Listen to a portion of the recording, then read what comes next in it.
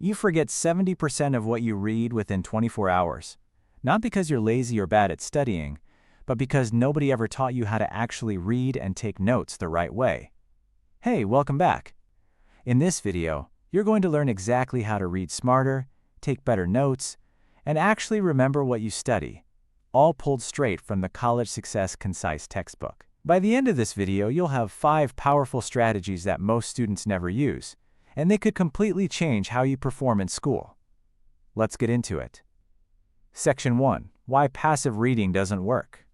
Here's something most students do.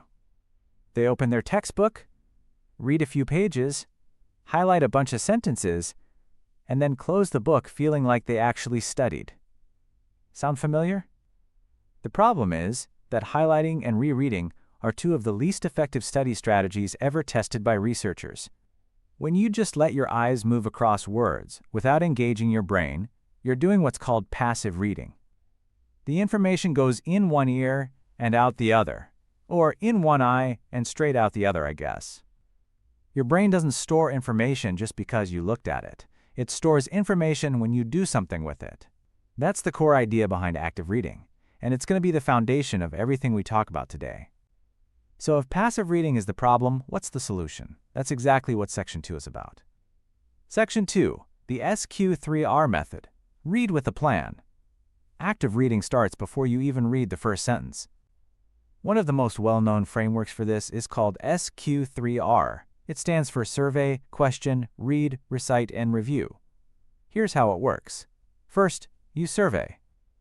Before diving into a chapter, spend 2 or 3 minutes flipping through it. Look at the headings, subheadings, bold words, charts, and summaries.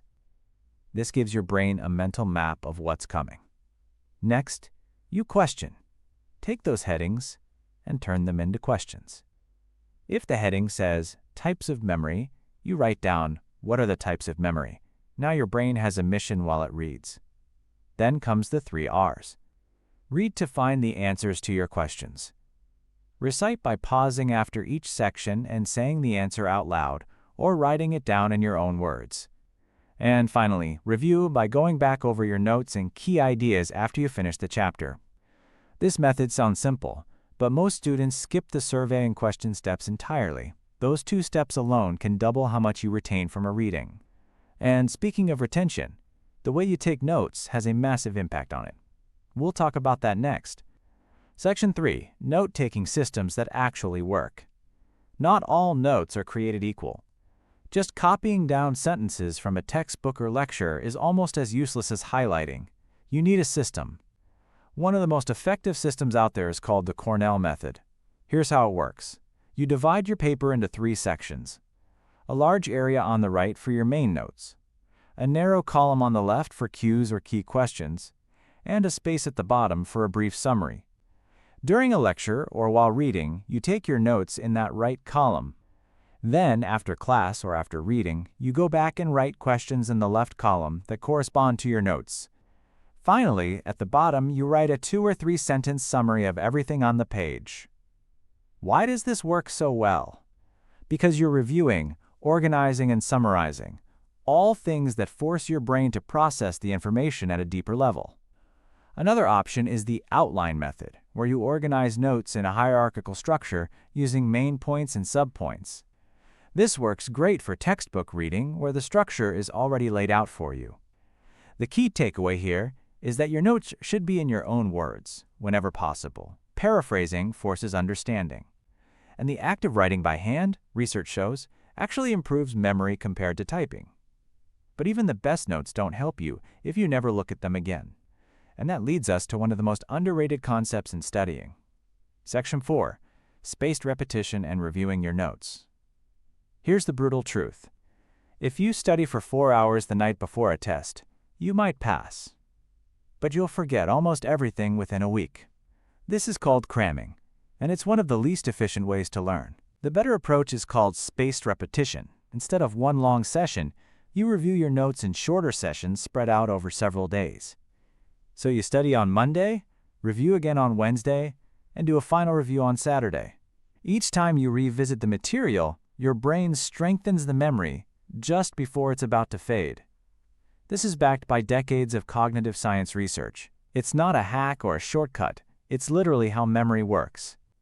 The SQ3R method sets you up for this perfectly, because the review step gives you a built-in reason to come back to your notes.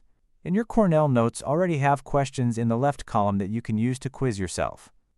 Try covering the right side of your Cornell notes and answering the questions from memory. That kind of self-testing is one of the highest impact study strategies that exists.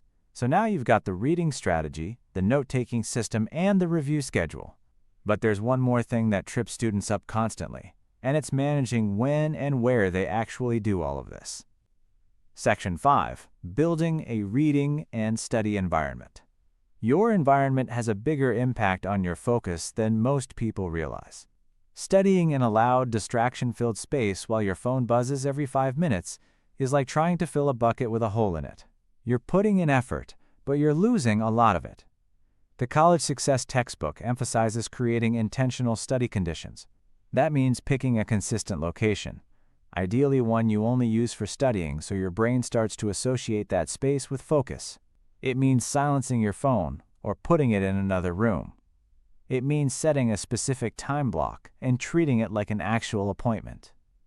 Shorter focused sessions beat longer distracted ones every single time. Try working in 25 to 30-minute blocks with short breaks in between. This is sometimes called the Pomodoro technique, and it keeps your mental energy from draining out.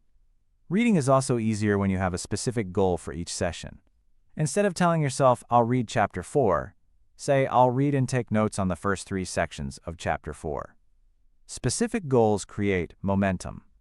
Put all 5 of these strategies together: active reading, SQ3R, effective note-taking, spaced repetition, and a focused environment, and you've got a complete system for actually mastering your coursework, not just surviving it.